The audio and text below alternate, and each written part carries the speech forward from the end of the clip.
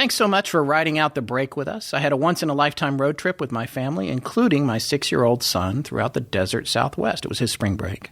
Those of you who follow us on Instagram may have seen some pictures from it. Or was it? Or was it just a group of actors that Scott had hired to pose as his family? You know, that's a funny joke, but I do want to say, or maybe it's not, but I do want to say, for our listeners who seem to be getting confused, I am the guy with the beard. And the slightly higher pitched voice. Yes, I talk like a girl. No, but it fits you. If you see us in person, and maybe one day we'll have a fan get together. It fits. It fits. I don't know if mine fits because obviously they think the bigger guy has the slightly deeper voice. Yes. Yeah. Anyway, it's the opposite. So whatever you're picturing in your head, it's the opposite. Forrest's voice is way better than mine. Anyway, this trip was nothing shy of epic. I want to give a special shout out to Joshua Taylor of Cottonwood, Arizona, who gave me the VIP treatment at one of the places we stayed, it was pretty crazy because he had heard us talking about, that I was going to take this trip on part 1 of the Somerton Man. And then, lo and behold, my name turned up on his computer screen. He was like, "I'm not a stalker." Well, that must have been weird for him, and as well as us. Yeah, because it was like, what? Somebody recognized you? That's a little strange. He actually couldn't. He said he couldn't email me because of the protocols at the hotel. But then he, I'm sure there's a few. Please don't bother the guests that you may recognize. Right, but then he reached out to me on Facebook and he was like, "Are you staying at here?" And I was like, "Yeah." And you know what? It was awesome. When we got there, it was a plate of chocolate covered strawberries. And okay. Good. Because he really hooked me up. But what I will say, though, we're in a mid-level of fame, I guess, because we're just famous enough that he recognized your name. Oddly, I got to say, what a weird coincidence. Yeah. But not so famous that he felt bad about bothering us. Which, right. We were really famous. Like, oh no, don't bother them. That we can't afford to do that. No, he's a super nice guy. Actually, I gave him a hat. So. No, that's very cool. No, we got to say it's very, very cool that he recognized us in the first place. Yeah. So thank you, Josh. You know what you did. Stop. Well, that sounds even more sinister. Oh, no, it's good. Mysterious. Yeah, and by the way, I want to say this show has been particularly research heavy and wouldn't have been possible without Tess Feifel and the astonishing Research Corps, as well as the talents of our new volunteer transcriptionist, Sarah Bouvier. Yes, Sarah, without your transcripts, well, one, we'd be here till 6 in the morning. But really, it's helped so much with this particular episode and what we're doing right this minute because it allows us to focus really on the structure of the story. Thank you. So, part 1 was really just kind of a teaser. We wanted to give you the broad overview of the story so you knew all the important points of it. But now it's time to dig much, much deeper down into the pasty for the meaty bits.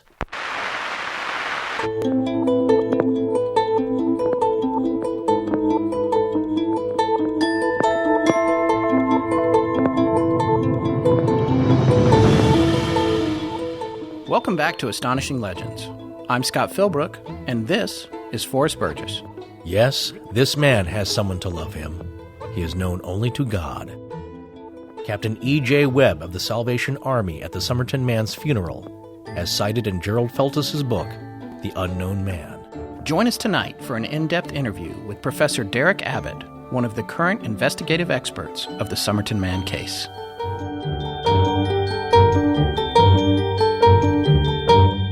Sometimes we sit down to an episode of the show and we think, oh, this won't take too long. Yeah, sometimes that works out, and sometimes it doesn't. Mostly it doesn't. So, yeah. Tonight's show ran a little long, so we're breaking it into 2 parts. The main reason we're doing this is so we can get the first part posted sooner for you, and give me just a little extra time to get the second part edited and mixed. On the plus side, the second part of this episode is already in the can, so we're not talking about our normal 2-week wait for it here. Scott just needs time to get it polished up.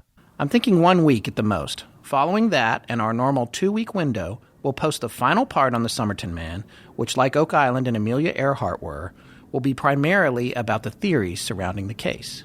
There's a lot of ways for you guys to get involved in helping investigators get to the bottom of the many unanswered questions that emanate from this case. So if you're listening in your car, or on the subway, or on your jog, or on horseback on the beach, save this series because we'll be letting you know ways you guys can help get this mystery closer to being solved. And keep an eye on our website, Twitter, Facebook, Instagram, and Patreon pages for ways to get involved. So in part 1 of this series, we covered the discovery of the Somerton Man's body, and we scratched the surface of the initial and ongoing investigation. I want to point out that we're going to be using a little shorthand tonight for the Somerton Man. You'll often be hearing us refer to him simply as TSM. Okay, so you want to talk about the 110-year-old man? Yeah. Thanks for reminding me. Now, you know what? I just to say for the record, It doesn't really bother me that much, but it might. Some people who are sticklers might see a point. Well, a few people asked about it. I may have errantly stated in part 1 of this series that Alfred Boxall, the man who also had a copy of the Rubaiyat of Omar Khayyam, which was inscribed by the nurse Jessica Jo Thompson, was still alive. Boxall actually passed away August 17th, 1995, and he was born in 1906, so I wasn't off by that much. I mean, that's 22 years. And he would have had to have been 110 years old. But we'll say it's unlikely, but it's not impossible. That's a major theme with me throughout our entire show. Things can seem very unlikely, but is it impossible? In fact, Google Old Tom Parr on Wikipedia or something. 152, right? Something like that, reportedly. I mean, of course, this was, the 17th century when he passed away and was born in the late 1400s, I believe. That may be all just he did exist. He was a real guy. He'd been painted by some of the most famous portrait painters of the time. What I'm saying, though, is Alfred Boxall, not likely, not impossible. The thing is, for me, actually, I bury myself in this research so much that I actually lose track of the time period that we're researching versus present day. And that's why I screwed that up about Alfred Boxall. For me, it's like I'm reading from dawn to dusk every waking moment and trying to cull it into an outline for us and get our ducks in a row. And it's like I'm living in that time period. And so to me, a lot of these people are alive. Oh, no, of course. And, it is different from an old historical story. This one is not that long ago. No. It really didn't bother me at all much because a few of these people, as we did say correctly, are still alive. Peter Lawson's alive, actually. Yeah. We're going to talk about him in a little bit. But. Right. The couple that saw a possible TSM on the beach, they were teenagers at the time, out for a stroll. So that's right. That's the thing. Some of these folks are alive. But Boxall is not. Well, he's not. But some of the possible ancestors of this mysterious man, possible.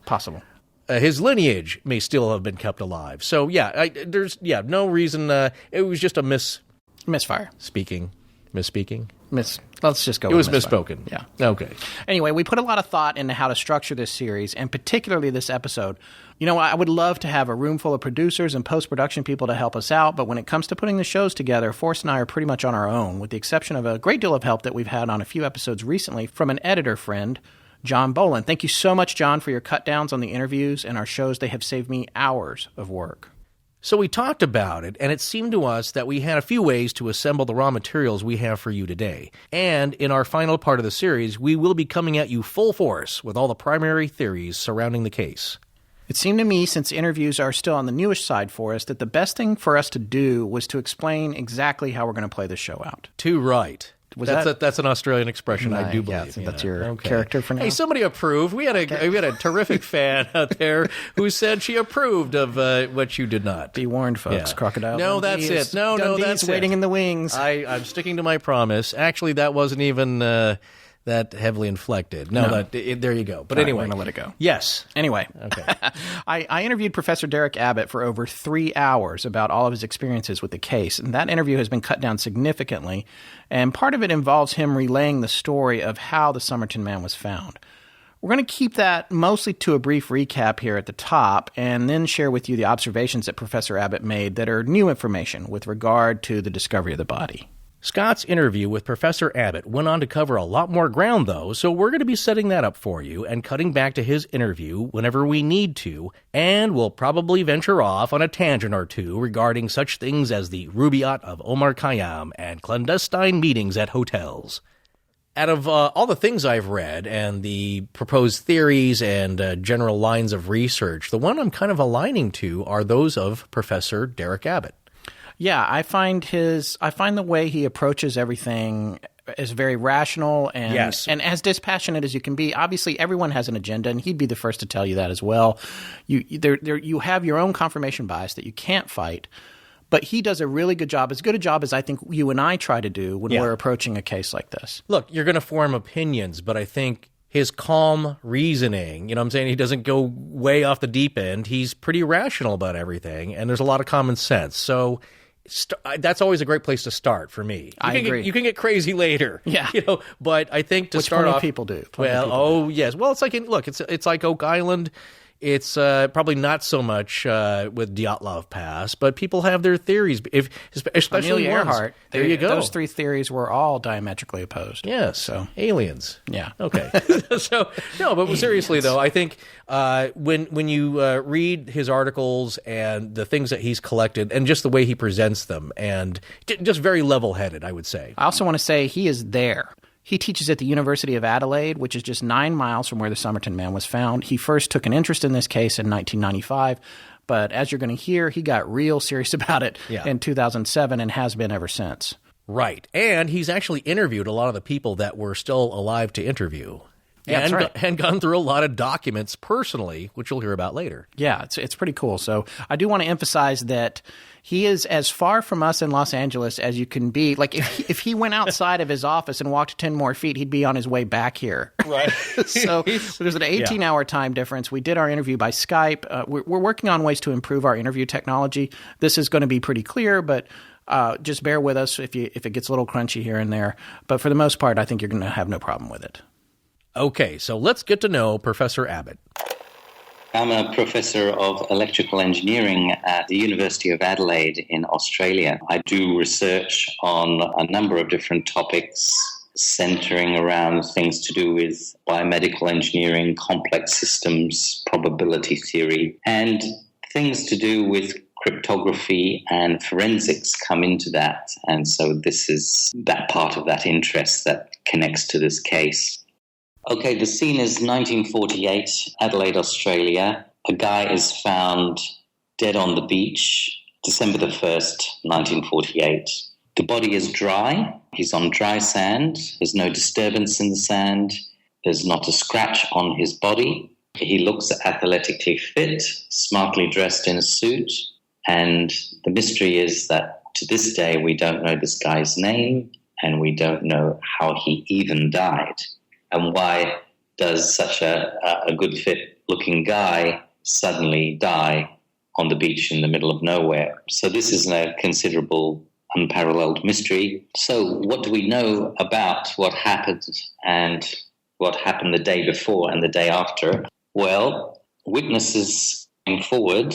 One witness who worked in a local jewelry shop said he was walking on the beach with his wife the night before and saw this guy sitting up against a retaining wall along the side of the beach, and the guy lifted up one of his arms and flopped it down. It was actually his right arm, and they really thought nothing of it. They just kept walking, and his wife made some offhand comment that, hey, maybe this is some drunk guy.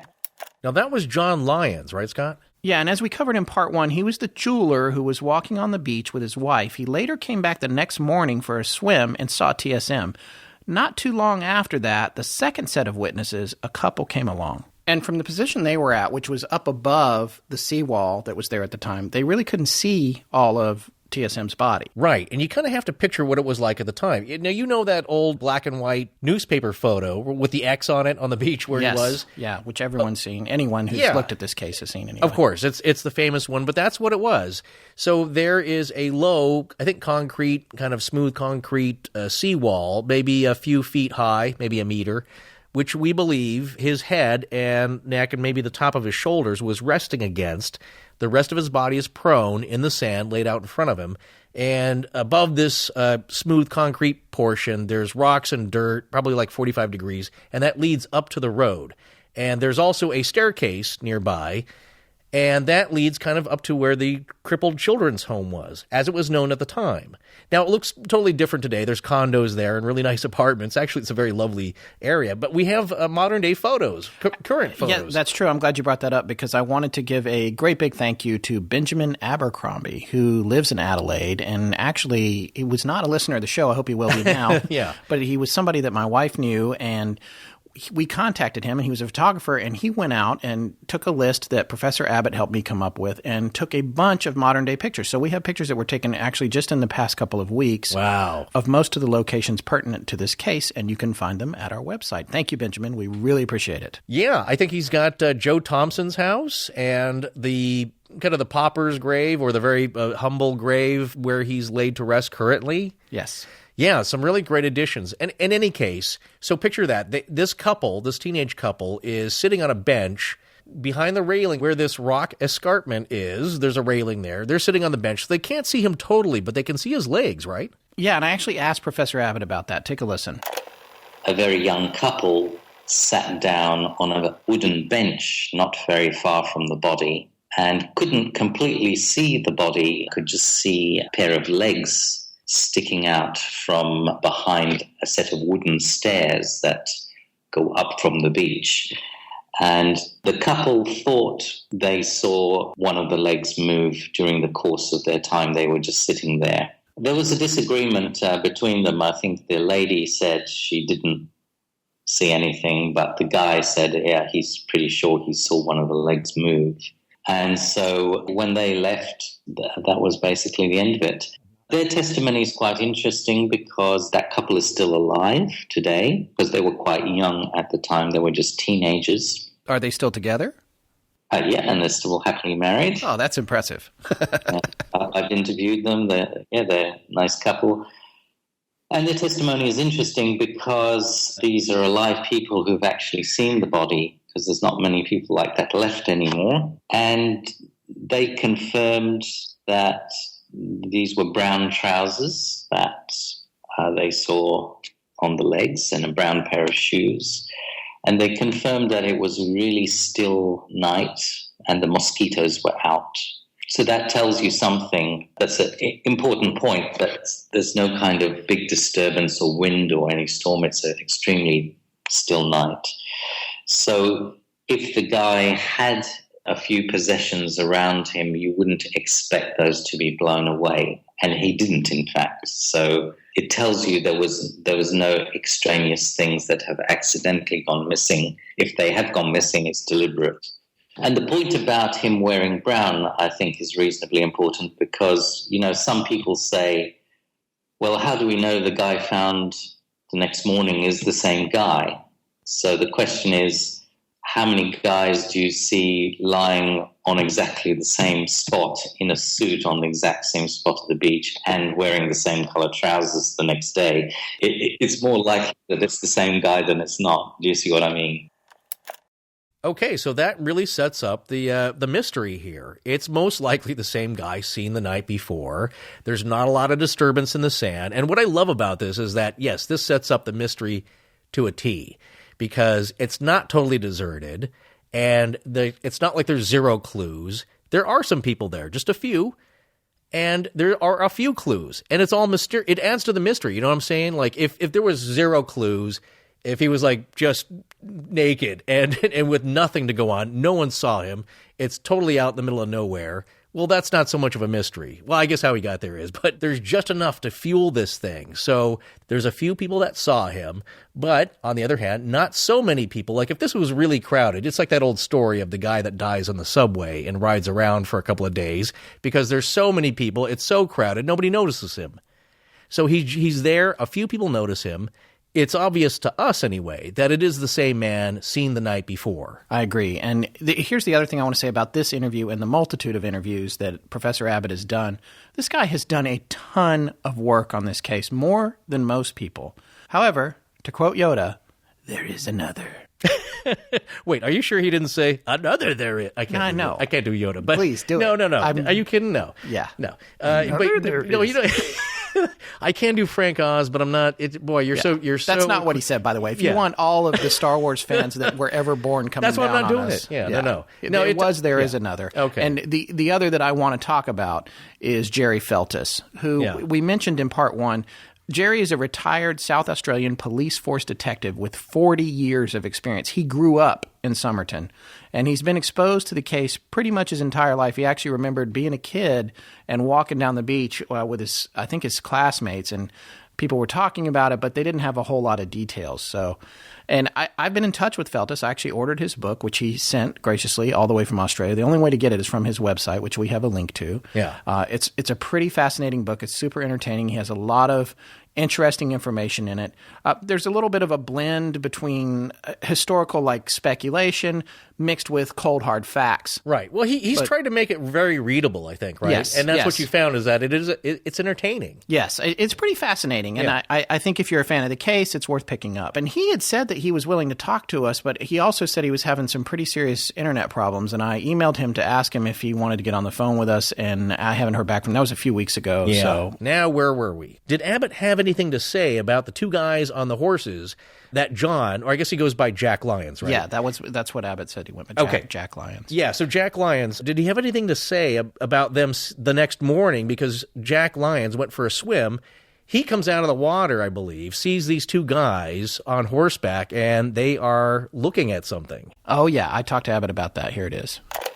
So the next morning, a couple of jockeys wake up at 4 a.m. that live very close to the beach. Their routine is they clean out the stables, they saddle up their horses, and they go for an early morning ride along the beach to train the horses. And one of these jockeys is actually still alive today, so I've spoken to him. The other's dead, unfortunately, but they entered the beach. They took their horse for a training run along the beach that morning, fairly early in the morning, somewhere around 5:30 to 6.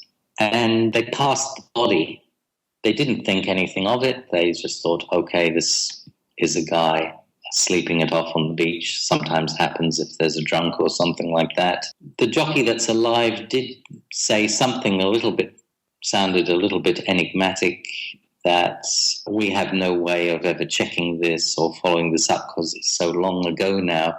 But he said he saw a guy walking north up the beach away from the body wearing an overcoat as they passed the body. And I said, well, why did you think that's odd? I said, is it odd that, you're seeing a guy early in the morning walking the beach? He said, no, people do that. They go for an early morning walk for exercise. He says, what was odd is the guy was wearing an overcoat for the weather and the time of the year and stuff like that. It was out of place. It was a little out of place, yeah. So make of that what you will, but there's no way to follow up something like that after all these years. Sure. So anyway, they went on the horses, went for a run along the beach, trained them a bit. Half an hour later, came back, and the two jockeys saw the body in exactly the same position, hadn't moved. And they just thought, hey, that's a little bit strange that it's so still. So they decided to get off their horses, have a closer look. And the elder of the two jockeys, the one that's now dead, he lifted up a foot of the body and noticed the whole leg was stiff as a board. And so they realized this guy's dead. And so they put the foot down. And they didn't know what to do. They were kind of standing there discussing with each other what to do, and lo and behold, the jeweler from the night before came up from behind them and said, hey, I saw this body last night sitting here. And he took control of the situation. And he says, look, you guys can go. I'll ring the cops and sort this out because I saw the body before. And this is Jack, right? Jack Lyons. Right. Yeah. Okay. And so the two jockeys, the older one who's now dead, his name was Horace Patching, but everyone called him Horry Patching. So Lyons came up, took control of the situation and rang the cops. The two horsemen went on their merry way because, they had a schedule to maintain, so they couldn't hang around.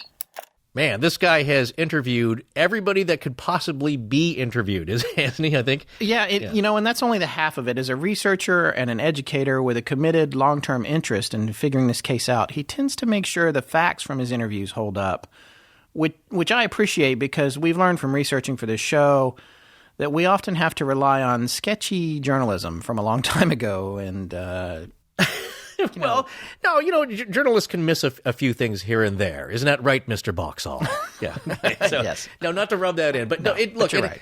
It's It's 110. It's human nature. Little things can get missed here and there. And you know what? I was going to make this point earlier.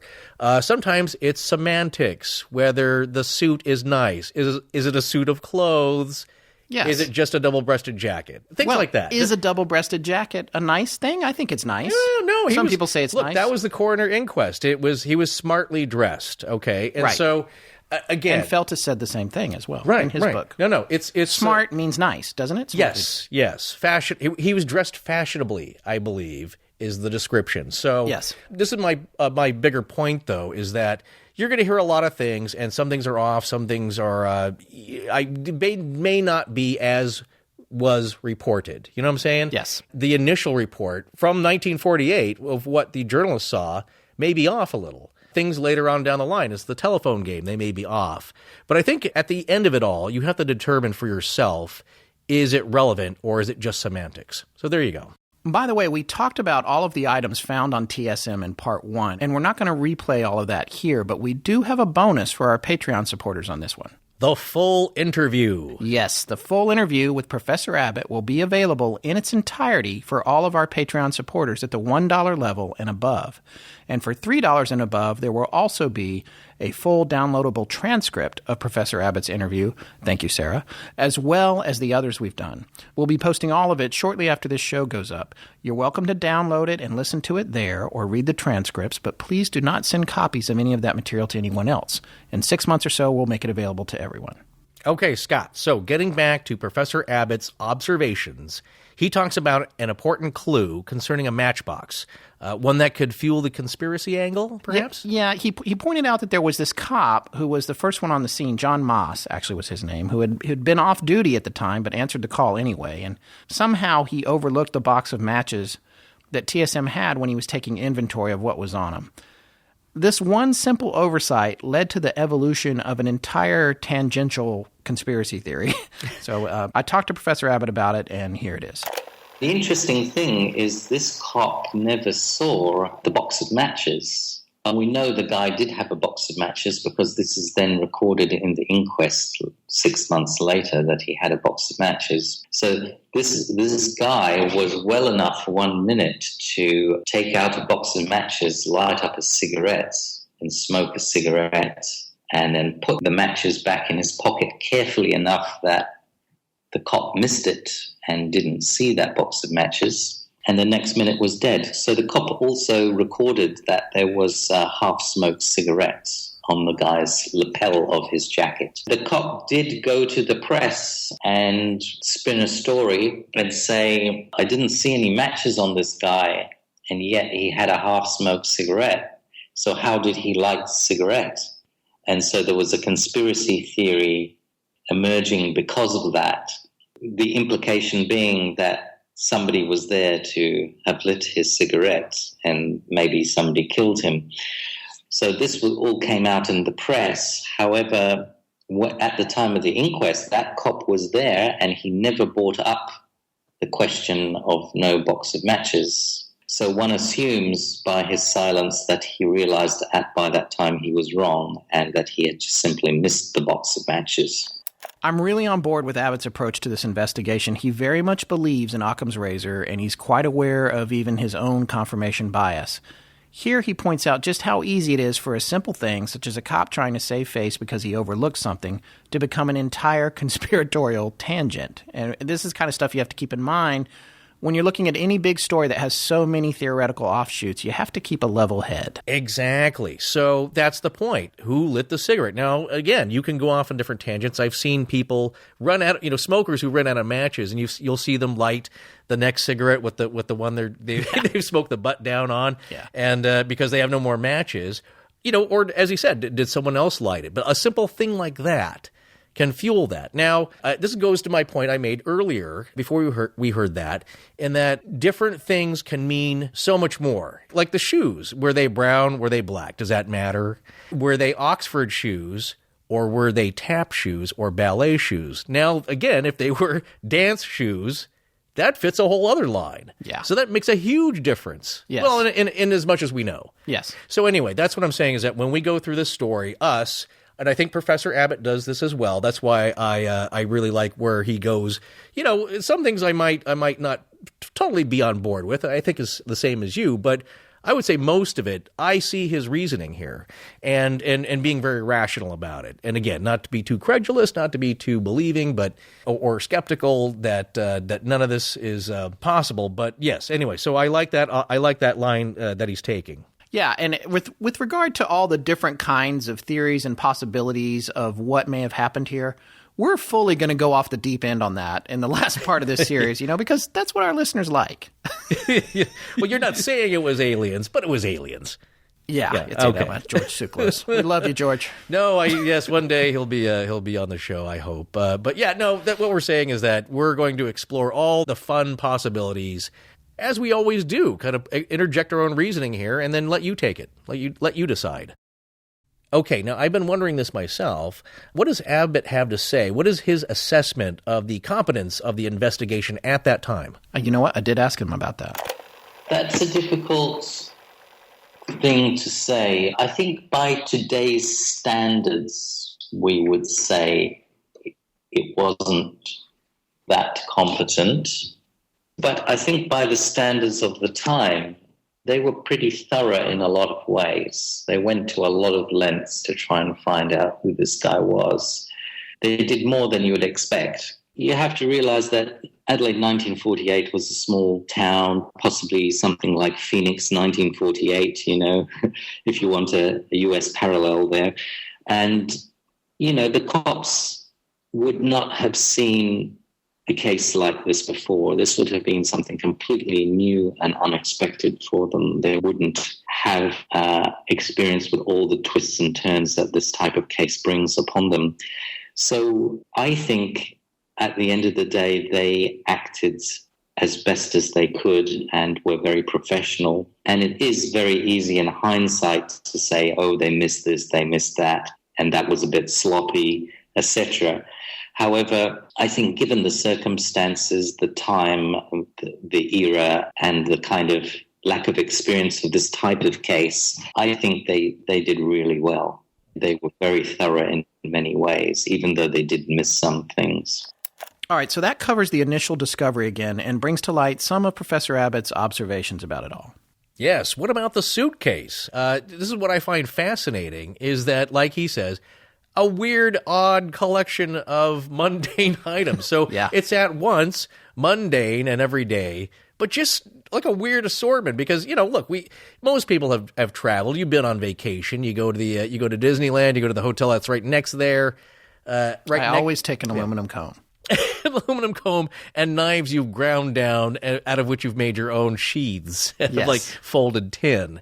No, this is what my point is. They're kind of like weird little tools that you would have in a tool bag, along with some. Yeah, he had slippers and the and the coat. Yeah. I just want to. This is one of our patented tangents. I just want to quickly say that an aluminum comb is an extremely useful device, and I'm going to tell you why I think that. When I was a kid, and I used to live in Denver, and my mother and I moved. She was a single parent. We moved across the country from Colorado to North Carolina to be closer to her extended family. Yeah. And when we made this trip, we were in a U-Haul truck.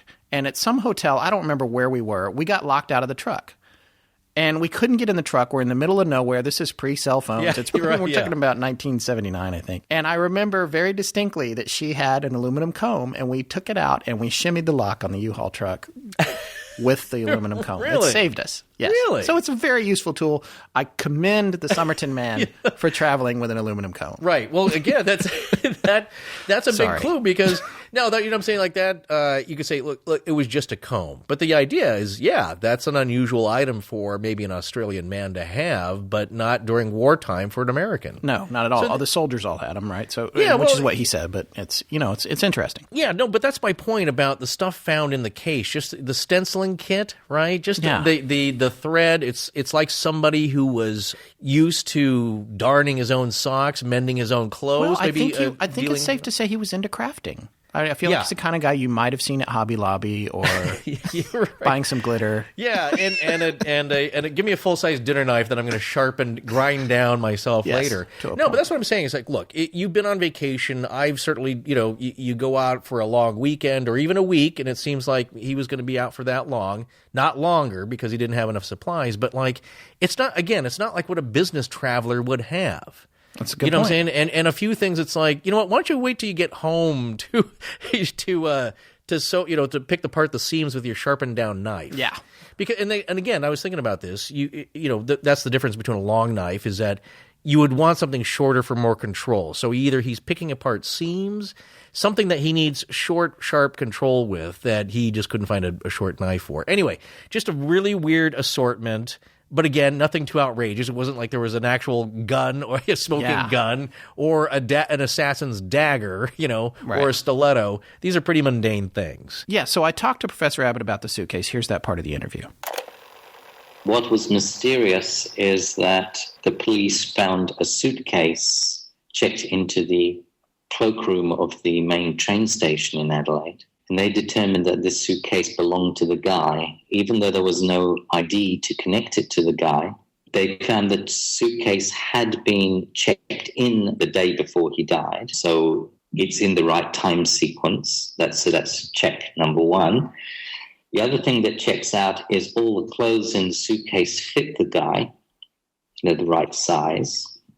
The other thing that checks out is that the guy had labels missing from the clothes he was wearing, and there were also labels ripped off the clothes in the suitcase. So there was a correlation there. And the clincher, the thing that really convinced the police, is that the guy had a couple of buttons sewn onto his jacket with a different thread to the original because the buttons had dropped off and he had re-sewn them on. And the little card of thread was in the suitcase, and it was a slightly unusual sort of sepia brown color, which exactly matched the thread on the man's jacket. So this is kind of what clinched it for them in their minds, that this is indeed the guy's suitcase. Now, when we look at that suitcase, what's strange about it is the disparate items in it. It's very disparate, and there's a change of trousers in there, some shirts in there, some underwear, and you can see there's enough stuff in there to survive kind of a week. However, there's zero socks in the suitcase, which is a bit strange. So it's not that the guy wasn't wearing socks, it's that there were no spare socks in the suitcase. Here's a suitcase that looks as if it's been prepared to last a week, and yet there's no socks.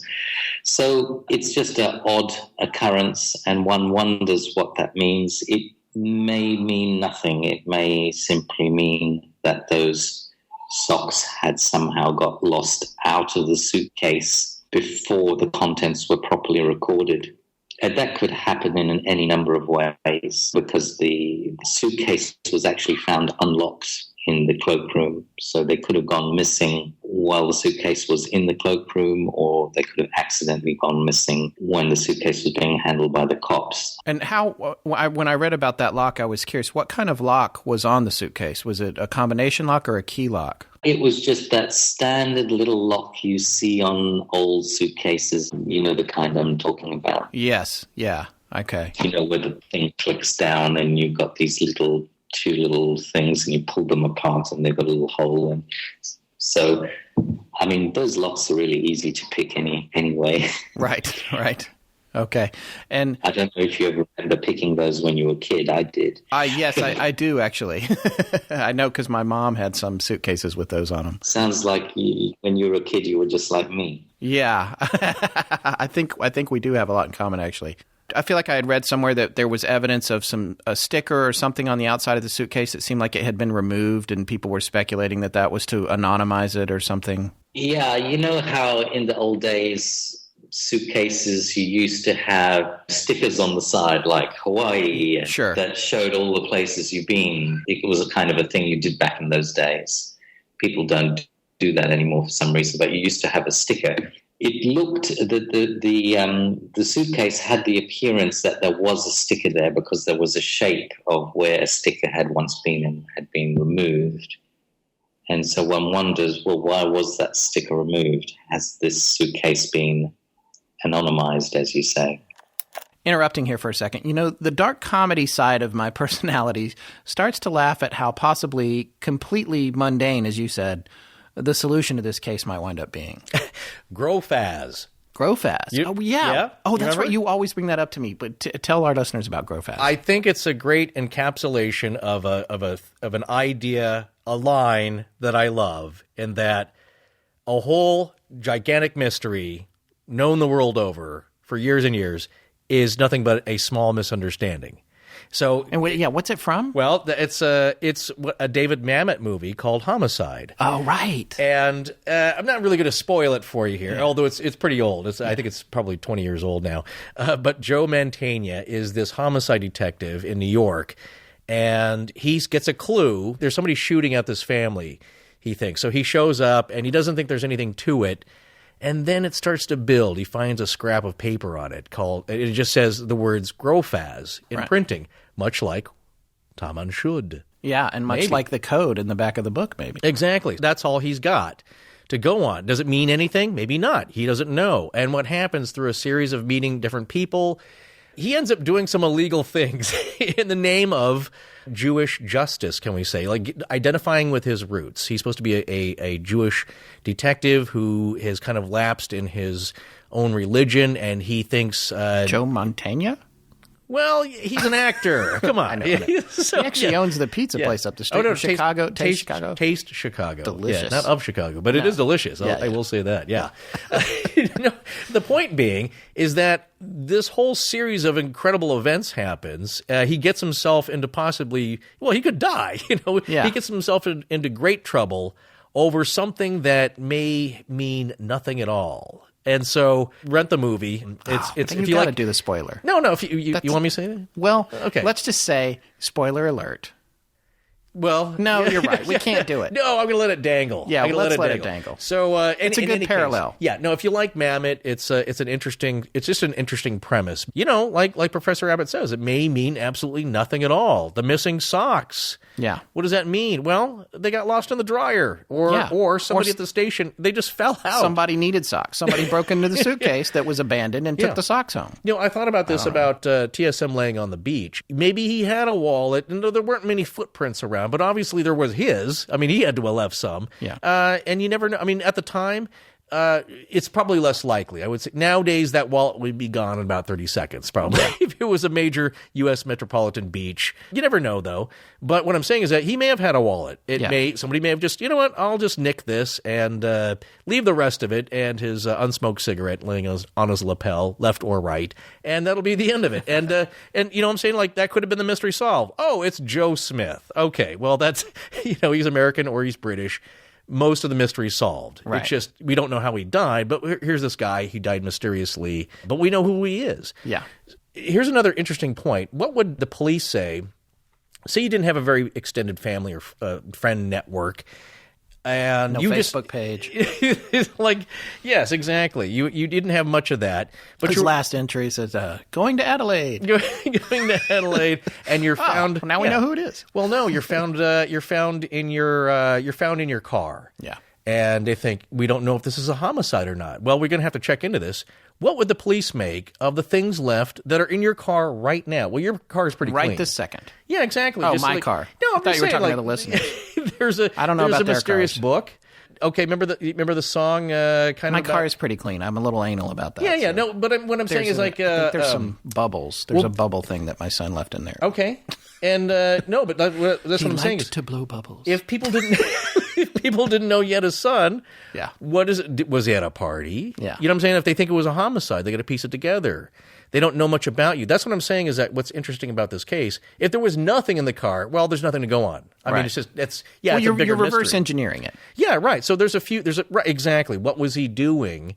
Kind of like, who's the singer that, there's a song about basically meeting up with a UFO out in the desert. Jim Sullivan. Yes, his car was found out great song. at the edge of the desert footprints leading away, fading into the desert. I think his Volkswagen Bug. Yeah, his guitar. His favorite guitar. Which he never left behind. Yes, we're getting a little bit off the No, track. but what I'm saying is that it's the setup. If you're thinking about this as a detective case, as a crime scene possibly, that's what the detectives are doing. They're trying to piece this together by what they found. Yeah.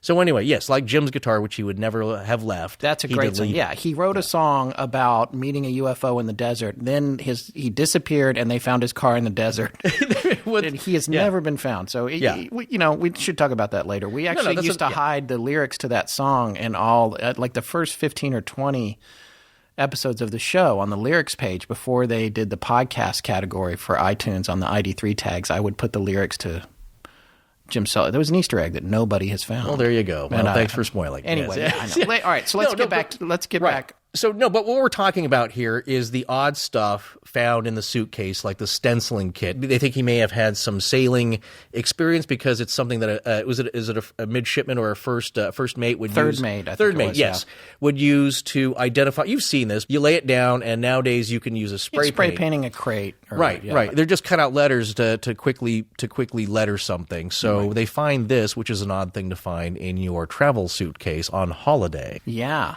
And what? I talked to Professor Abbott about that. Why don't we play that part of the interview? Yeah, so let me just first of all go through what he actually had. So he had a stencil brush, which was determined to have some black substance in the bristles. Right, which they forgot to test or couldn't test, right? Or they couldn't get results. Yeah, there probably wasn't enough of it to test it back in those days, because there was no such thing as a mass spectrometer in Adelaide at the time. So all they knew is it was used to blacken something. It had a black substance in it. He had just a standard table knife that had been put on a grinding wheel and sharpened to a point. And this is the old style table knife that you may remember when you were a kid, and it kind of had sort of either ivory or fake ivory looking handles. You know the one? Yes, absolutely. It was that kind of knife. The other thing he had was a pair of scissors. We've tracked down the manufacturer of those scissors. Now I'm trying to remember who that is, because it had a little logo on it, which we found. It's on my videos, and I've forgotten. Okay. Hey, listen, do not fault yourself. If you want that detail, that's on the videos. Yes. So we found the manufacturer, but this manufacturer is meaningless. I think it's British in origin, but these were sold in the US, in Australia, all over the world. It's doesn't tell you anything. And these scissors were also sharpened to points on a grinding wheel as well, which is interesting after the fact. So I don't really have any opinions on these three items. Oh, he also had what was called an electrician's screwdriver. We have no photo of it, so we don't know what it means by electrician's screwdriver. But I remember when I was a kid, you could get screwdrivers that had insulation around them, black insulation around the shaft, and you just had the little metal tip. Oh. And the idea was you could screw with those and you wouldn't accidentally short against something. So I imagine that's what they mean by an electrician's screwdriver. Okay. Do you remember those? I don't. I feel like I was an electrician's helper for a while, and but that was many, many years after this, and we never had anything. We did have screwdrivers that would light up if something was hot. So I guess they had to be insulated. They had that in 1948. No. Would have had these old screwdrivers that had an insulated shaft. It had a kind of sheath on it. Right. So that you wouldn't kind of touch something that was live accidentally. That was the idea of those. I imagine that's what they're talking about. Right. Gotcha. Okay, so let's go. Well, and the other thing he had, which was strange, was a little piece of zinc. Oh, right. A little sheet of zinc about roughly 1 inch by 1 inch. What would you use that for? Yeah, that's interesting. He made his own homemade sheath to go around his knife and his scissors. Because remember, he packed it in his suitcase, so didn't want it to damage his clothing. So he made the sheath out of the zinc sheet, and then wrap the zinc sheet with sticky bandage plaster. You know, in the old days when you wanted to have a plaster, they didn't come in little segments that you do now. That used to come in a reel. Remember that? Yes. A sticky reel. He had used a sticky reel of plaster, Band-Aid plaster. Do you say, you don't say plaster, do you say Band-Aid, right? Yeah, we say Band-Aid, yeah. Yeah, sticky Band-Aid. Right. And he wrapped this Band-Aid, sticky Band-Aid stuff around the zinc sheeting and made his own little sheaths, scabbards rather, to protect his clothing from these two items. So that's what he actually used the zinc sheeting for, and there was just happened to be a little offcut in his suitcase that was still left over. Okay, so that's a little less mysterious then about the zinc. Yeah, if you look at it that way, sure. I mean, he's crafty. Like I said, he's making a homemade sheath for this stuff that might cut or damage his clothes. Hey, folks, if you just can't get enough of us, which I can't imagine who would feel that way after this super long show, but if you can't... Well, you can find us doing a guest spot with our friends over at Film Beef Podcast. God only knows why, but they had us go see the new Jungle Book movie this week, and so with my son in tow, Forrest and I went and checked it out. Well, Film Beef is a movie review / discussion show hosted by Ryan Snelling and Phil Wilson. Southern boys from my neck of the woods, and you're going to hear my accent get a little bit crazier when I'm talking to them. But anyway, they've had a lot of great guests on their show, including director Lexi Alexander, who also happens to be an outstanding martial artist, and YouTube sensation Schmo's No host and creator, Mark Ellis.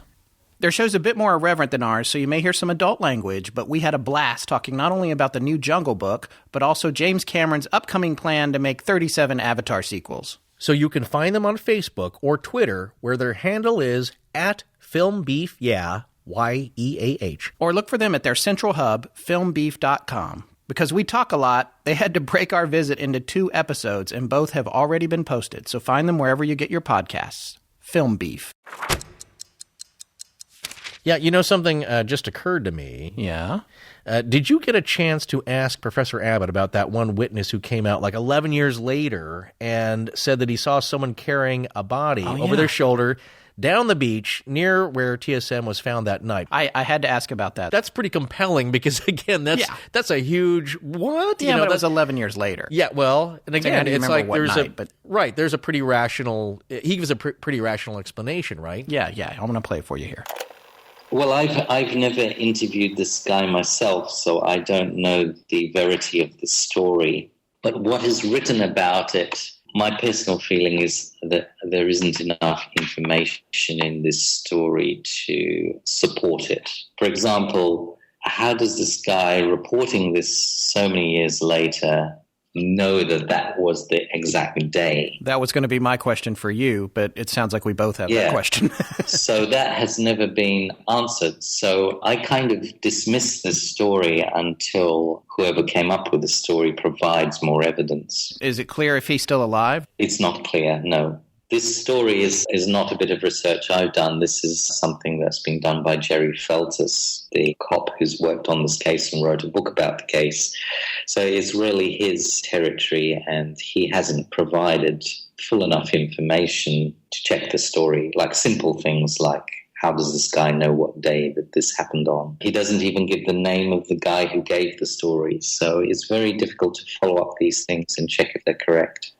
Well, that's interesting. Here's a point where it's something you kind of want to believe because it makes the story juicier, that there's a mysterious dark figure carrying the body because, there we go. Clearly, there's conspiracy afoot. But I think rationally, as an investigator, if you can't really back that up, there's nobody to talk to.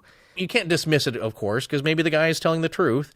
But you really can't hang your conclusions on that because there's just not enough there, I think. So he's acknowledged it, but he hasn't really followed up. As far as he can tell, not much to the story, not much to substantiate it. Yes, exactly.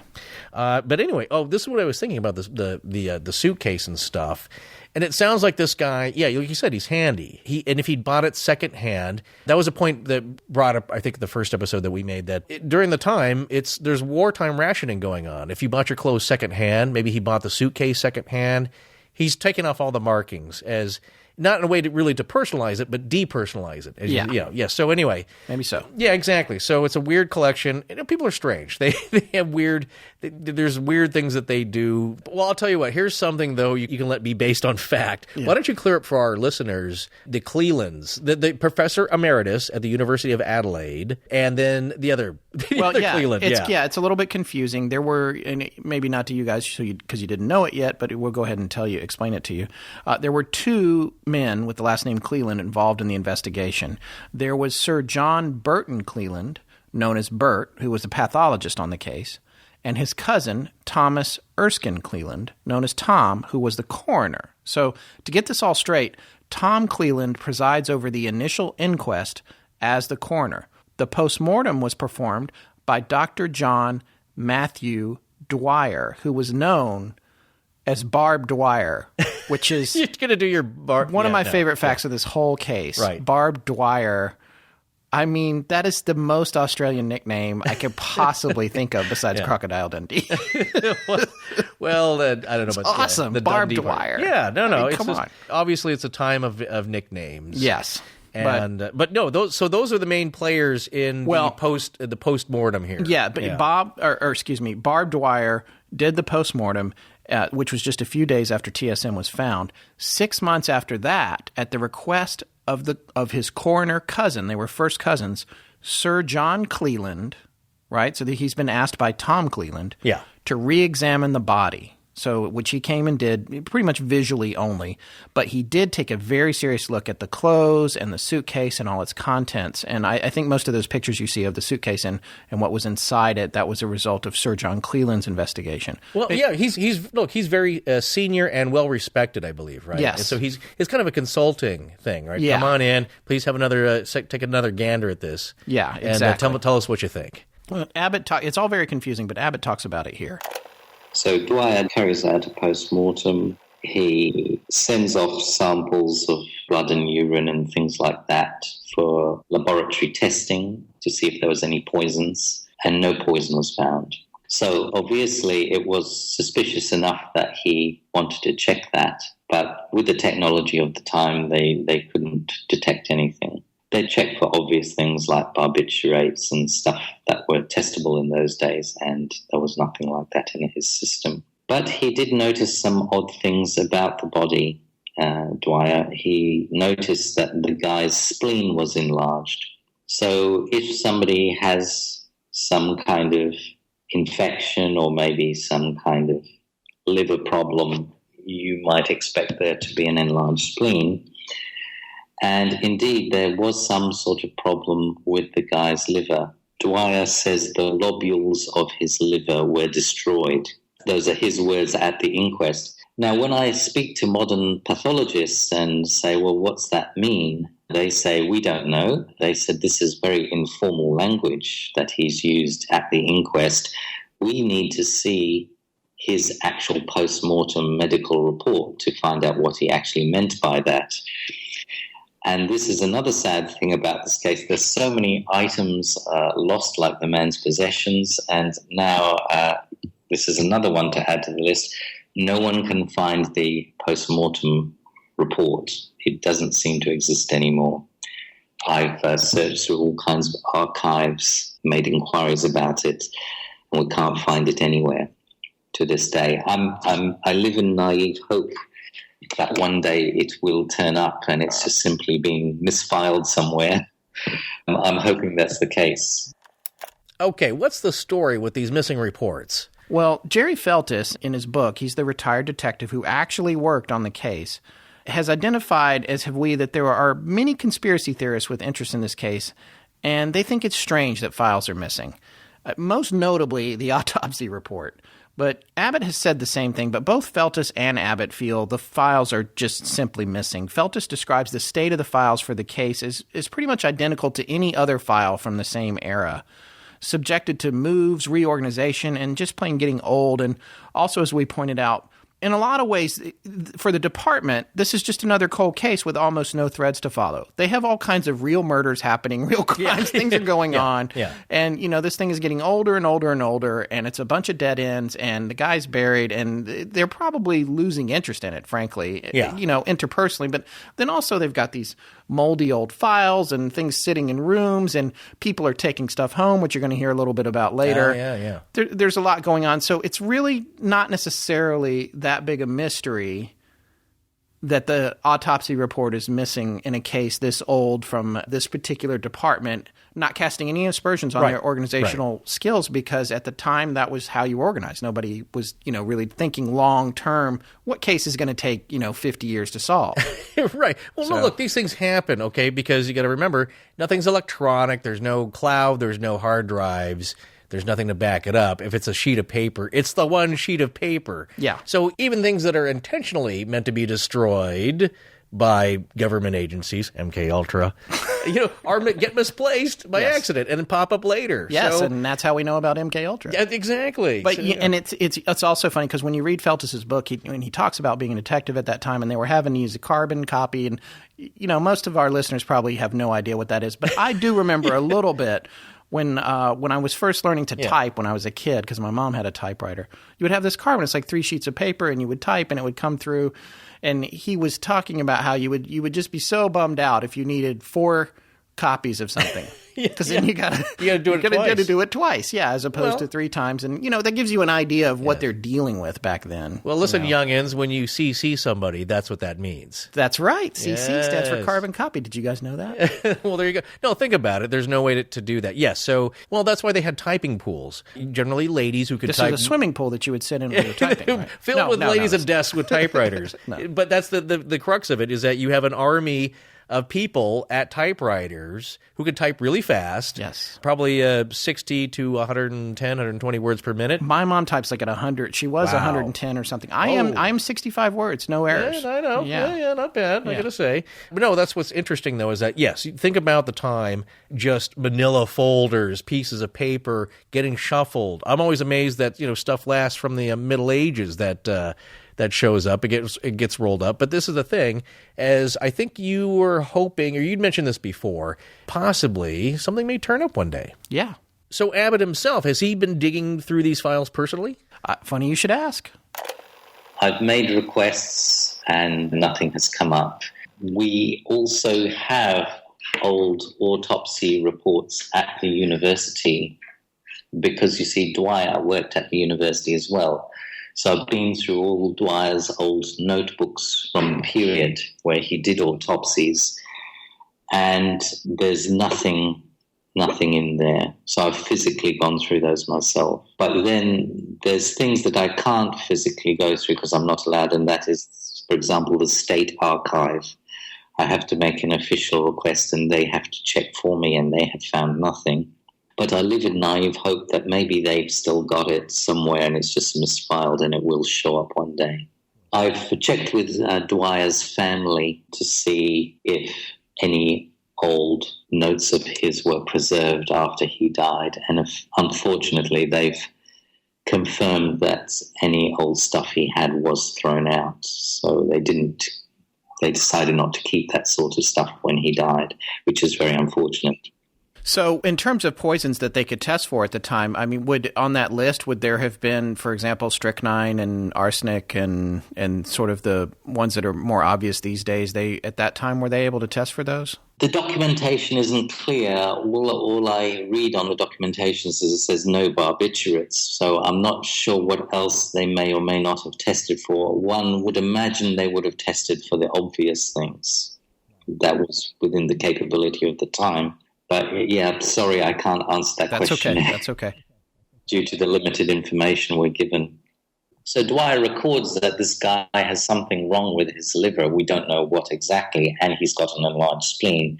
So those two are probably connected to each other. And it suggests to me that this guy has a pre-existing illness, because you can't have a spleen that's enlarged 3 times its normal weight just overnight. This takes time to do that. So I believe the guy although he looked physically fit and had a fantastic physique, something was going on with his internal health, and he was possibly in a weakened state. So one possible hypothesis how he actually died was if he wasn't feeling the greatest at that day, it's possible that he lay down against the wall on the beach. Maybe he's feeling a little tired, had a little smoke, and because of the way he was lying with his neck cricked up against the wall, perhaps the soft sand slightly giving, he could have accidentally asphyxiated in that position. And it could be something as sort of mundane as that has caused this huge mystery. And it might not be anything nefarious at all. And although he was fit, if he was in a pre-existing weakened state, it would be very difficult to stand up and get out of that position. Could they not have determined if he had died from asphyxiation?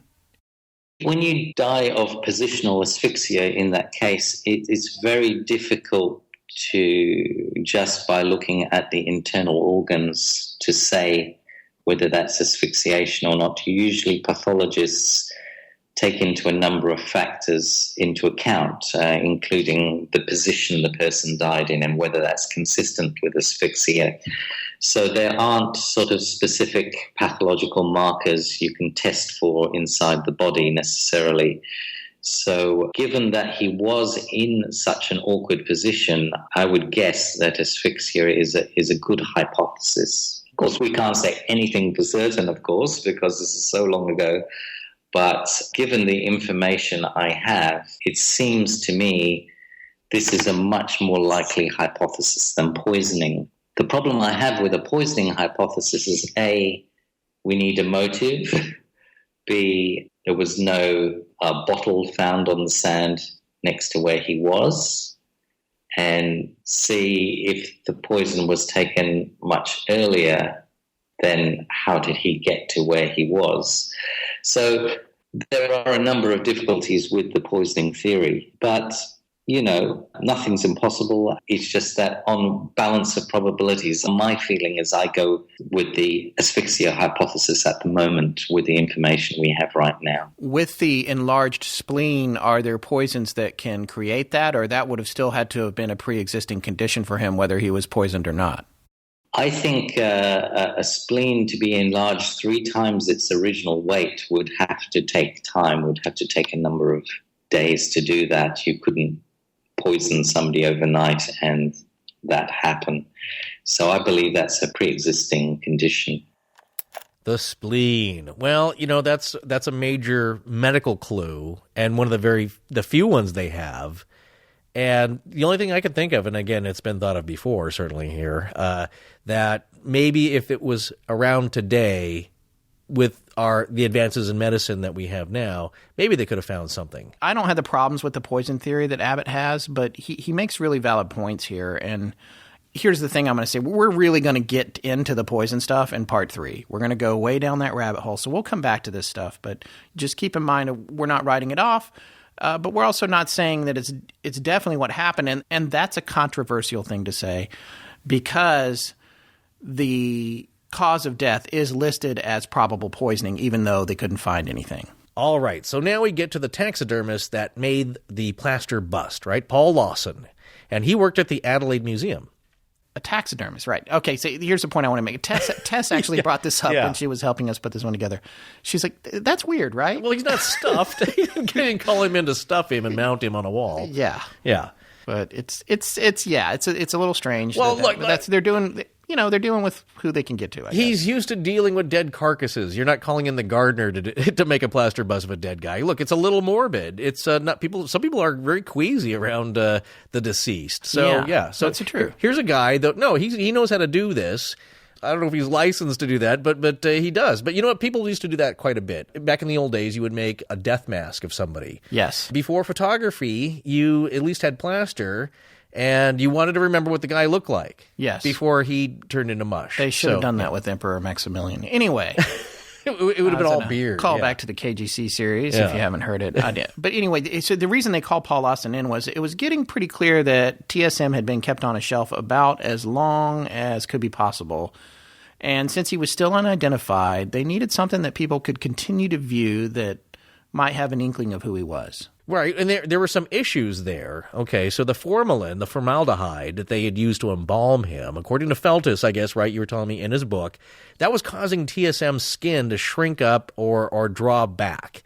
And, you know what made me think of, that's another myth that people think that your fingernails grow after you die. Yeah. But really it's your tissue shrinking and drying up and pulling back. So your fingernails, of course, don't shrink. They just look longer. The more you know with Forrest Burgess. Yeah. So yes, dig up that corpse arm and take a look at it and see if we're telling the truth. Additionally, though, all right, in other areas of the face, without the muscle structure and the sinews to kind of hold things in place. I don't like that word. Sinew? Yeah, stop. You also don't like shredded barbecue, I notice. Yeah, because of the texture. You're a texture guy. I get that. I'm a texture guy. That's fine. Yeah, nothing wrong with that. Fellow North Carolinians just unsubscribed, by the way. Yeah, he. You know what? I'll make a little aside here. He likes some things that are very popular. Does not like things that most people like. Coffee. I don't like coffee. But shredded barbecue. Okay. I like Guinness, though. Can we get back on point here? All right. Well, anyway, no. You know what I'm saying is think about it.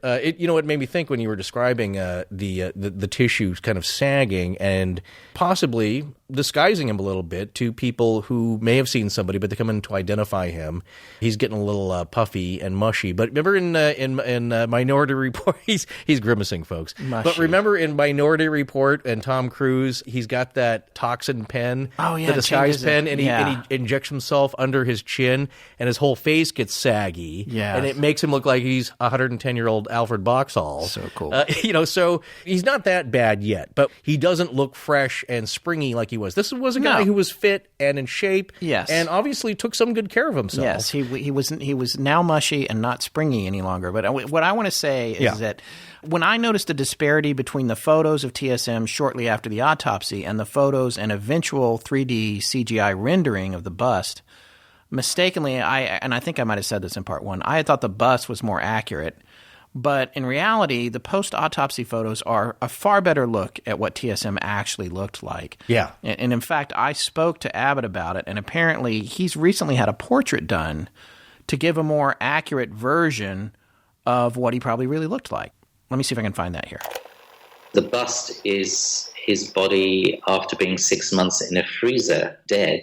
And, that's going to distort, create lots of distortions. And also the bust is being done after the autopsy. And an autopsy also distorts your face. So what we've tried to do is carefully try to undo the distortions artistically and look at the descriptions that the police had made of the guy, what exactly was the color of his hair, what was the color of his eyes, and actually draw that in and show how he might have looked like if he was alive. And so, of course, there's a bit of artistic license in a painting like that, but no more artistic license than a police photo identity thing of a murderer going around New York, say, and they're looking for this guy, but that identity kit photo is near enough to then identify the guy. So that's what I've had in the back of my mind when doing this, because my feeling is it's very difficult to identify somebody from a photo of them when they're dead. They don't always look great when they're dead.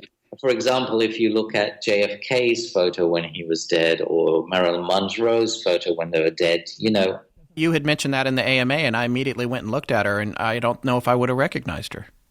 Yeah, now there's some bloggers who say they would have recognized her, and that's great for them, but I personally wouldn't recognize her.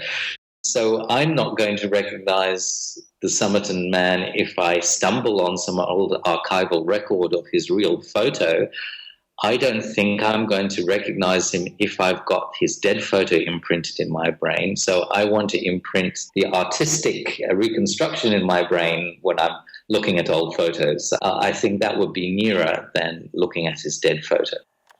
Well, there's enough of a difference, and it's kind of frankly not surprising how many people may have positively or negatively misidentified this man whose appearance was changing significantly with each passing day. But you know what? I think also people kind of fill in the blanks here of their own memories, and as we all know now, eyewitness testimony is pretty faulty. You can convince somebody of something that didn't happen, that they were a part of, or implant false memories just by suggestion. So that happens. But anyway, I think magicians do it all the time. Yeah, of course. Card tricks. Right. So, forcing a card, it's called. Yeah. But I think what's happening here, though, is that anybody who may have glanced at this guy previously or thought that they knew who this guy was, well, he is changing significantly enough that it's not spot on. Who knows, who's misidentifying this guy and if they're right or not. That's one of the things that I love about doing our show is seeing a big enough picture to be able to point something like this out. I mean, it's been mentioned in an ancillary way in the research, but you have to take a moment and reflect on that. You have one of the biggest John Doe mysteries of all time, and in the process of trying to preserve him to be identified, you're forced to do things to his body that significantly change what he looks like from day to day, to the point where the people coming to identify him are looking essentially at an ever-changing face. It's meta-confounding. So in Feltus's book, he talks about a kind of macabre situation here when they were making the bust. For one thing, because he's been in the fridge or close to frozen for 6 months, when they take him out for more than a little bit, condensation starts forming on him. So they have to wipe him down every few minutes with a towel. It took them, I think, 2 days to complete the bust as they were breaking it down into separate tasks like getting the ears, etc. And there was only so much they could do before he would have to go back in the fridge to keep from getting too warm. In fact, there was such an urgency to this that according to Professor Abbott, Cleland had wanted to keep the skull. He was apparently going to try to make a plaster facsimile of the skull and keep the real skull because at the time, I guess, they thought that there was some kind of information they could get from that later. And Cleland apparently got really ticked off that he wasn't able to do that. The police said no, and the body was just buried. So wow, yeah. Well, it's kind of in Feltus's book, Feltus said that he wanted brain tissue, but Abbott said that's actually a misprint or a typo. It was the skull that he wanted. Not for phrenology reasons, where you're reading the bumps. I can't remember exactly what he said, right? But it was something equivalent to that. Not phrenology, but something similar. Okay, so but he wanted some kind of. I think it had to do with. No, I shouldn't speak out of turn. Okay. Yeah. All right. I don't know. We got just like 20 angry emails. Okay. Well, we don't want that. No. Okay, so what you're saying is Paul Lawson, aside from doing the bust, oh, by the way, that captured some of his original hair stuck in the plaster, which I found very interesting. That's going to come up in a little bit, actually. Okay, then. Yeah. Well, anyway, Paul Lawson is the man associated with all the specific notes about his athletic appearance, right? Yes, exactly. He was the one that made all the notes about what he looked like and his calves and all, which is a little bit strange since he was doing a bust. But hey, well, you know what? he's a taxidermist. Yeah. I'm serious. He did say that he had done for some other research. He had. I kid you not. It said somewhere that he had made a study of women's legs. No, you know what? By the way, he's still alive. All due respect to him. I'm finding humor in this, but I'm not disparaging him in any way. No. If we didn't have that bust, we would be in a much worse position with respect to this case. So. Exactly. No, it's a huge thing left behind that at least you can study and look at. No, but it's like an artist. You study anatomy. Yes, exactly. The old masters used to go to autopsies to study how the muscles laid underneath the skin. That's how you find stuff. Well, and Benjamin Franklin, was it Franklin? It was, or his brother? Yeah. I shouldn't say. This is something I learned on a pub crawl, and the memories are a little vague. Yes. Right. Something about the dead bodies under the floor because they were practicing medicine. Oh, there was a lot of gruesome stuff going on, but that's how people found out. No, it's the selling of cadavers. Yes. Well, hey, who was plucking cadavers out of Greyfriars? Remember? Oh, yeah. Yeah, happening quite a bit. Anyway, it doesn't surprise me that a taxidermist would know a lot about anatomy and not only zoology, but yes, you have to know these things because that's kind of your trade, much like Chuck Testa. Wow. That's a great reference. Just Google Chuck Testa if you want to know about that. Nice work for us. Let's get back to the interview. Okay. Yeah, so the question is, how do you get a guy who's got this great physique, this sort of A-frame athletic physique, what Paul Lawson called a wedge.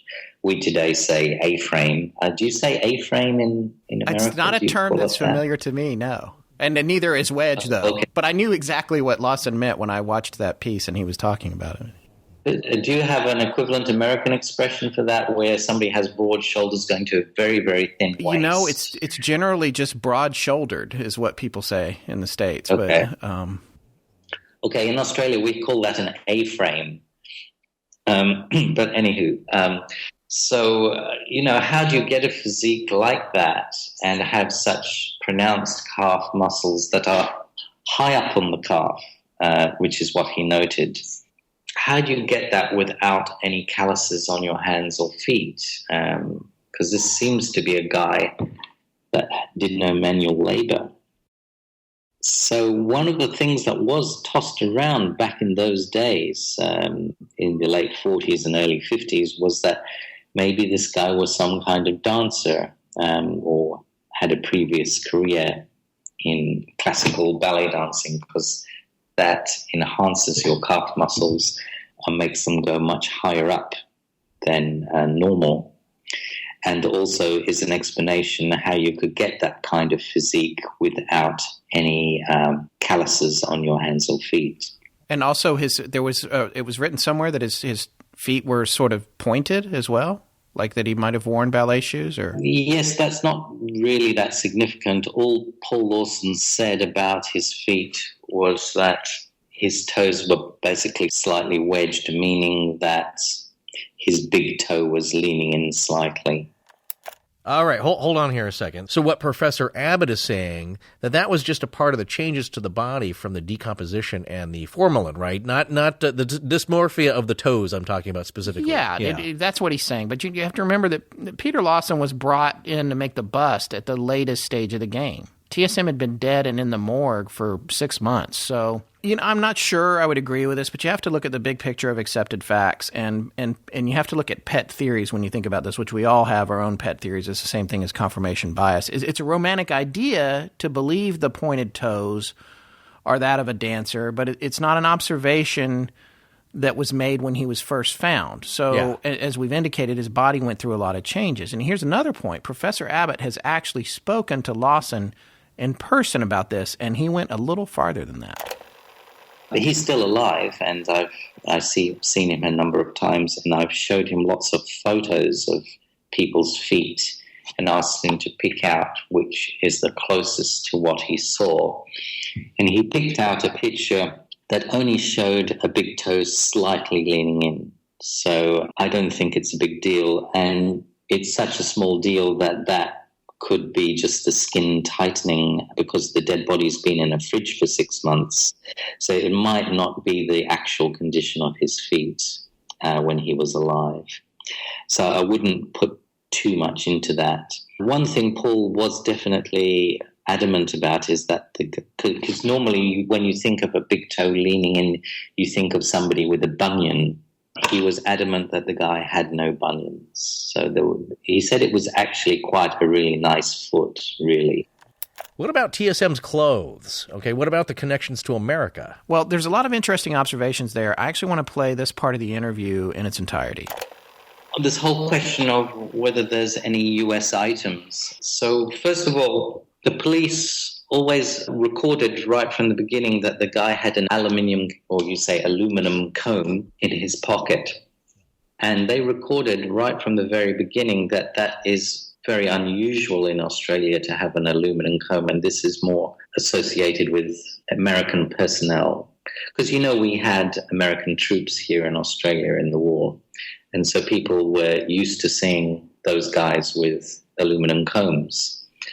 And they were quite rare for Australians to have those at the time. So I never thought anything of that when I saw that report. I just assumed, hey, well, maybe this guy just got a secondhand comb from somewhere and there's nothing significant about that. But then when I started looking at the other information about the guy's possessions, it started building up a picture. So the other thing the cops did is they took the jacket the guy was wearing to a tailor and they said, can you tell us anything about this jacket? Because the manufacturer's label was torn out, so you couldn't see where it had come from. And so the tailor had a careful look at it, and he says, this has machined feather stitching of a type that we don't have here in Australia. We don't have machines here that do this. This had to have come from America, this jacket. So the local tailor determined that this was a US jacket that he was wearing. So that's 2 US items. Okay, so maybe not that significant. Then there's the fact he's got the Wrigley's chewing gum in his pocket. And you could say, okay, it's because he's a smoker. He's trying to mask his breath. But then why has he got juicy fruit? Surely he should be having spearmint or peppermint if that's what it's for. And usually a chewing gum habit wasn't really associated with Australian adults back in those days. It was more something Australian teenagers did. It would be more of an American thing to chew gum back in those days. So that's another slight indicator. Was juicy fruit available in Australia? Yes, apparently it was. Then we go to the tie, and this is something nobody noticed about the tie. This is something that came up in my research a number of years ago. I was staring at the tie and noticed that the stripes go in the opposite direction to, say, my own ties that I have. And so I started looking up the history of ties and how it is, why it is one way or the other. And I found that around the 1920s, the US imported the tie fabric with the stripes from the UK and decided to cut the fabric in the opposite direction to the way the British did it, so the stripes come slanted the other way, so that you couldn't be accused of, say, copying the certain British club ties or whatever, and these would then be uniquely American. And so it just became an American tradition to usually cut the ties in the opposite direction to the British. So it was kind of an American thing. And when one looks at old ties of the time, back in the 40s, you can see that this is a general rule that holds back then. And if you look at old tie advertisements and old newspapers and stuff, you can see that this is the case. But now if you look at ties today, and the ties people wear, there's no hard cut rule anymore. People just buy their ties from anywhere now, and you can get them from anywhere in the world on the internet. So when you look at the average US politician now, they could have their stripes going one way or another. I noticed Donald Trump always has the British way for some reason. Yes. So he's not being very patriotic. Previous U.S. presidents always had it the American way. When I was reading about the ties for this, the very same reason, and based on what you had learned and also what you had said on the AMA on Reddit a year ago, I came across an article that was from a conservative source in the U.S. that was lambasting Obama for having his stripes going the wrong way. Really? Yeah. So, people just latch on to whatever they can when it comes to... I've never seen a photo of Donald Trump with his ties going the American way. It's very strange. So somebody should lambast him. I know. That's a funny point. Yeah, that's interesting. In one of Professor Abbott's articles, I believe it was maybe the Huffington Post one, he has a link to the Brooks Brothers website where they talk about the history of them reversing the stripes. So and for America, they start at the top right shoulder, and the stripes go down to the left hip. And, and for the Brits, it's from heart to sword. Yeah, exactly. Just but they have to we, we, of course, as Americans, we don't have an expression. It's just not the way that they had it. No, we have to put our own spin on it. But I think the Brooks Brothers, they called that the rep tie due to the not reptile, the rep tie, yes. REPP, which is a misspelling throughout the years, but it has to do with the tightly woven, I think, French silk cord, right? That's the type of fabric, and like there's a raised part of it. Yeah, exactly. Yeah. Anyway, so that's the spin. But what's interesting is that clothing, major clue component, because it's one of the few things found on him. Well, you know what? Here's the other thing, the laundry mark. Yeah. Yeah. Well, you know what that is for our listeners. Back in the old days, and I'm not sure people do this now. I think they do it maybe with paper. Yeah, it's paper that's now. stapled. Yeah, but back in the old days, a lot more people, because it was cheaper, you took a lot more of your clothes to the cleaners. And I think, people don't have the washers and dryers they do now. So a lot of your formal clothes, your business clothes, you would take that to the cleaners. They would wash and press them. And when they did, when you turn them in, they would put like a little indelible mark on like underneath a seam or something. Yes, in India, ink. Yeah, and so it was called a laundry mark, and each place had their own symbol, and sometimes it was letters with a number to identify not only their shop, but what customer number you were, or it just could have a little symbol on it, like a horseshoe, I think, or a star or something. So anyway, these were unique identifiers to what dry cleaners you went to. That's right, and so TSM had 5-digit laundry marks inside the pocket lining of his pants. I'm going to let Professor Abbott explain.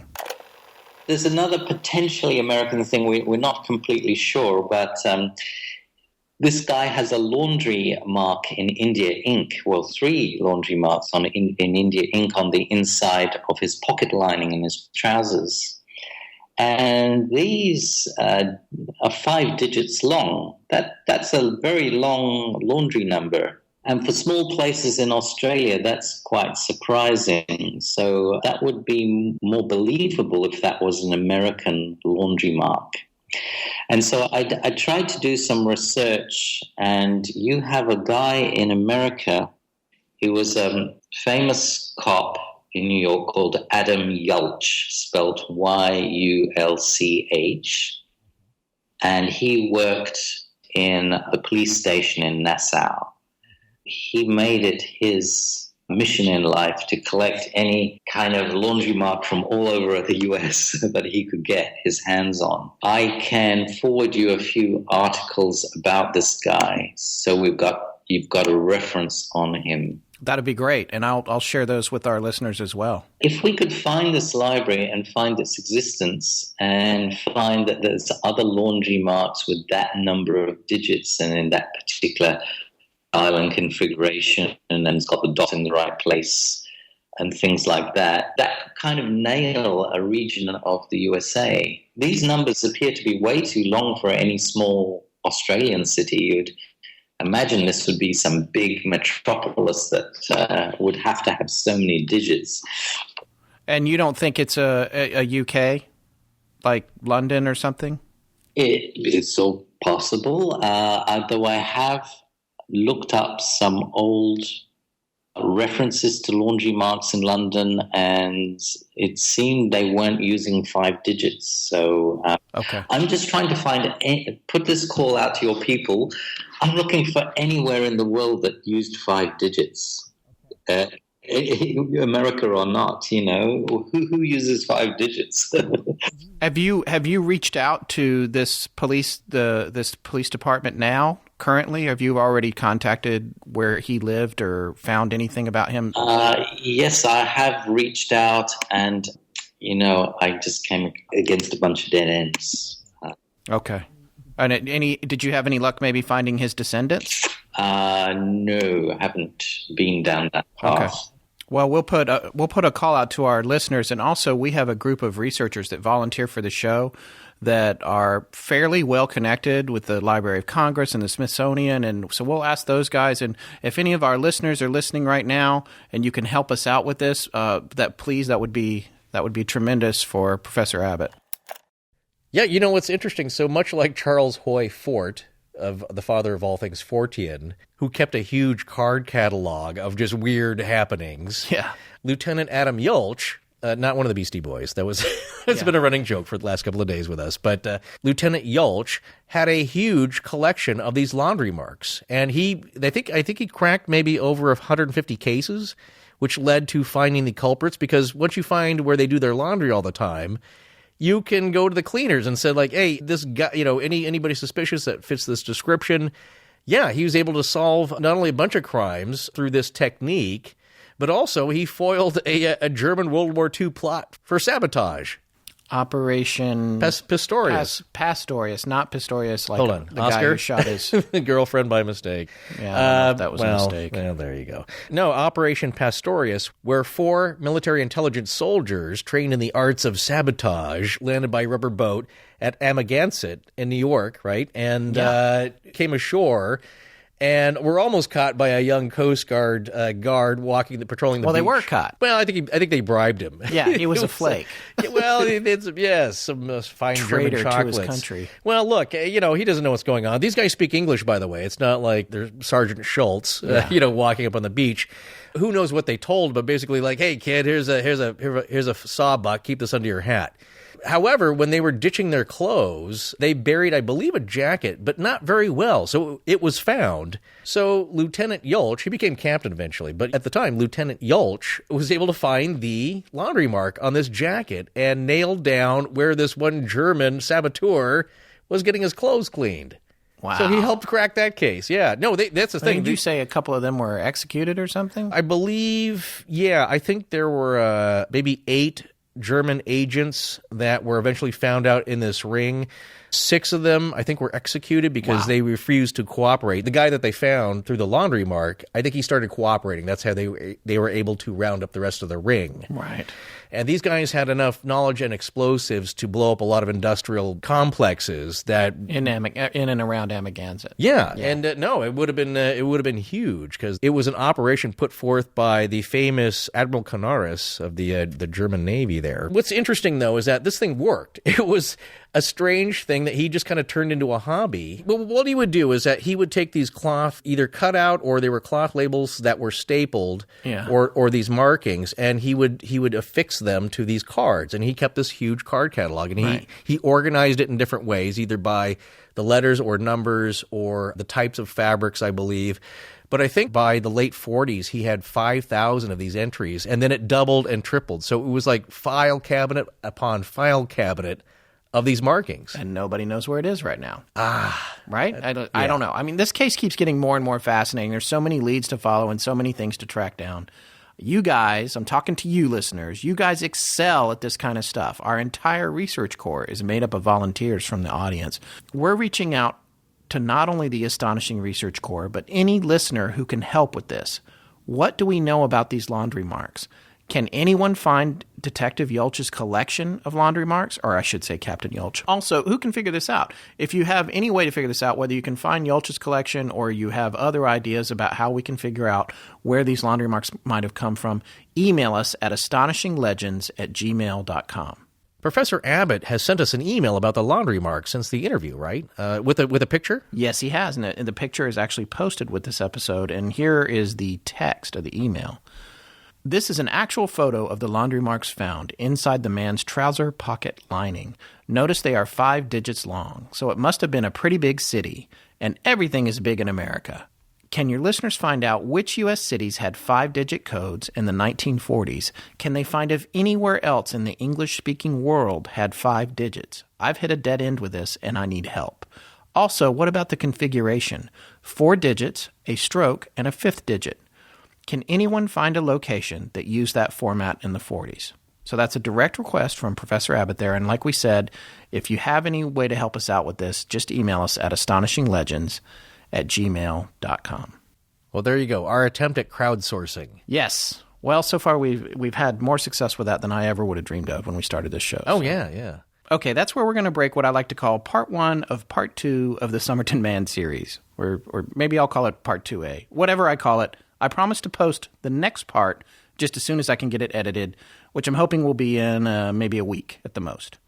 In that episode, we're going to hear more from Professor Abbott about things like the enigmatic nurse Jestin, the Tamam Shud paper scrap, and Abbott's 9-year quest to break the code at the back of the matching copy of the Rubaiyat. We'll also be speaking to published poet and poetry expert Robert Crutt about the Rubaiyat itself and the significance of the various quatrains that have pertinence to this case. And finally, we'll end with some surprise information that adds a good deal of unexpected weight to Professor Abbott's quest to find the Somerton Man's identity.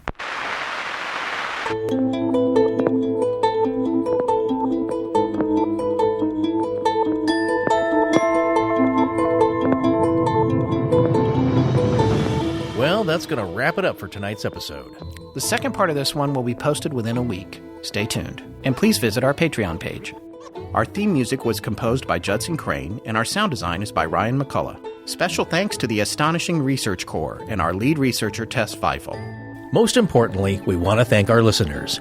You can find us online at astonishinglegends.com, as well as Facebook, Twitter, Tumblr, Google+, and Instagram. Copyright Scott Philbrook and Forrest Burgess. Good night.